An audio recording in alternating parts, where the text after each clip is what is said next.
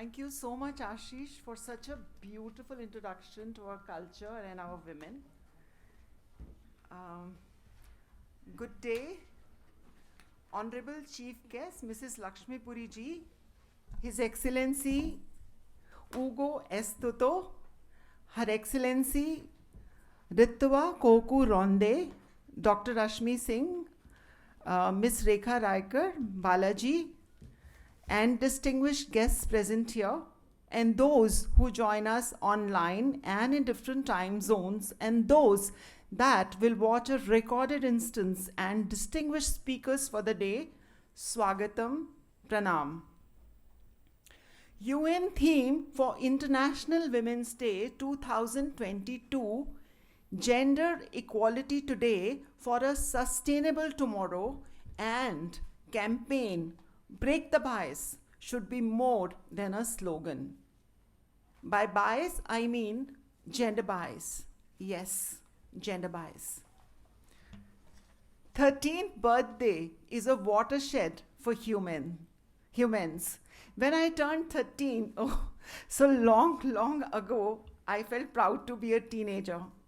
Today, I welcome you to She Speaks edition 13 with the humility of a new teenager, full of hope and optimism for the world. I want to say, but the second decade of this third millennium has thrown twin gauntlets of pestilence and war. Even as our world had just begun to adjust to a new normal of the pandemic, hostilities in Europe have a disturbing effect on rest of the planet, Earth. Does all this help us rethink and recalibrate the strategy for gender equality? If you can keep your head about you when all about you are losing theirs and blaming it on you, if you can trust yourself when all men doubt you, are lines from a well-known poem, Rudyard Kipling. How? How do we keep our collective heads amidst all this confusion and chart the course to a more gender equitable society? How? We will soon hear the views of our honorable chief guest and distinguished panels of speakers. We will explore the various threads of thoughts in the creation of a gender equitable future. Our theme for this edition is Women, Leadership, Change. These keywords can be taken in any order. For example, leadership, change, women, or even women, change, leadership.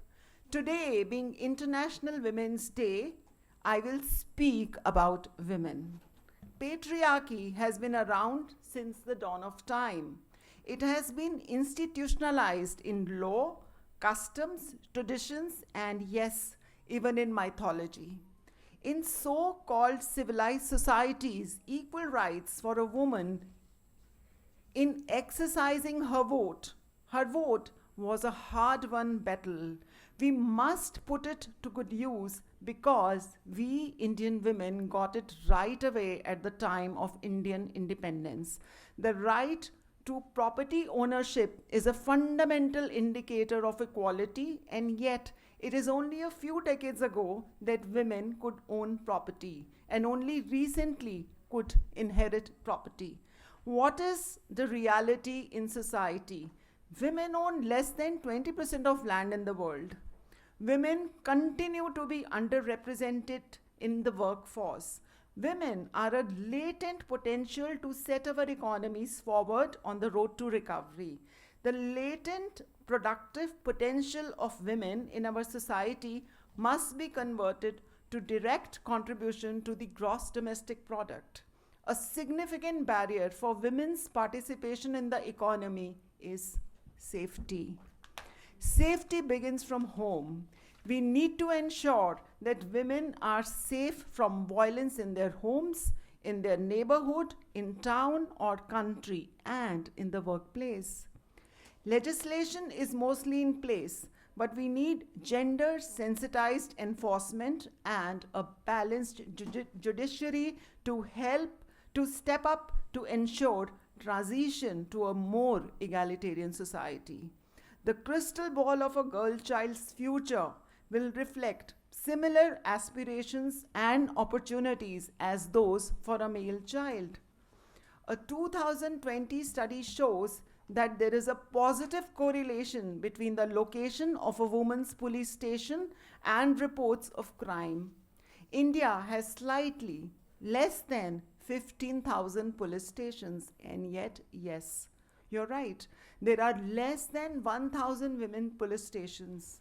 Women form about only 12% of the police force. This imbalance must be corrected now. The ratio of women to men in legislative bodies tells its own tale. From the village panchayat, the town municipality, state legislature to the central parliament, the ratio of women is abysmal. We must aim to redress the gender imbalance. After all, we have the vote. We must break the bias.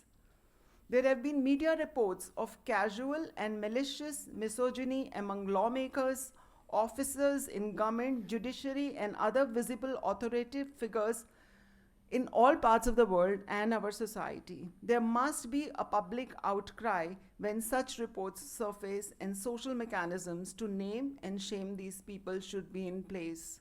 Clearly, there is deeply entrenched prejudice. Correcting this is no mean task.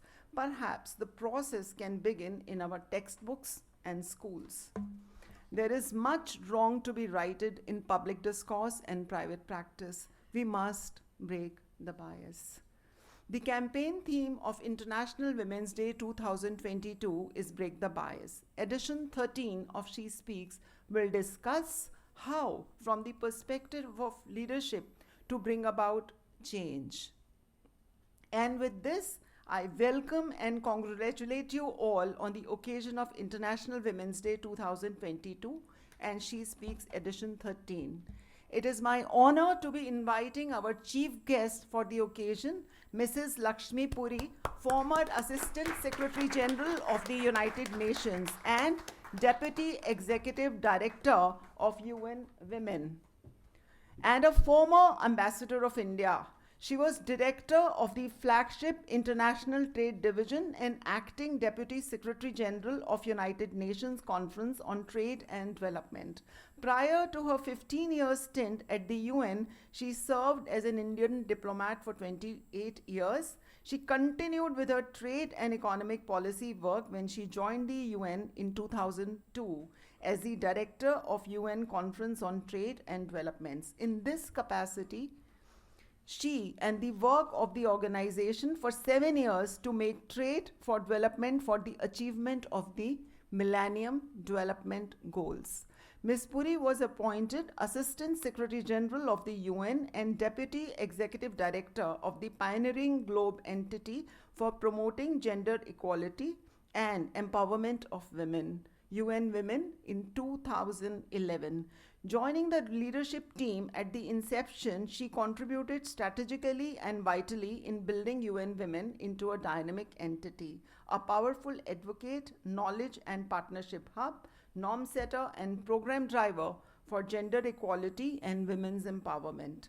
She has been active in conceptualization and public advocacy spanning key areas of sustainable development, including poverty eradication, food security, agriculture, water, energy, urban development, education, trade in goods services, and in commodities investment, as well as intellectual property right regimes, migration, refugees, climate change, and humanitarian actions.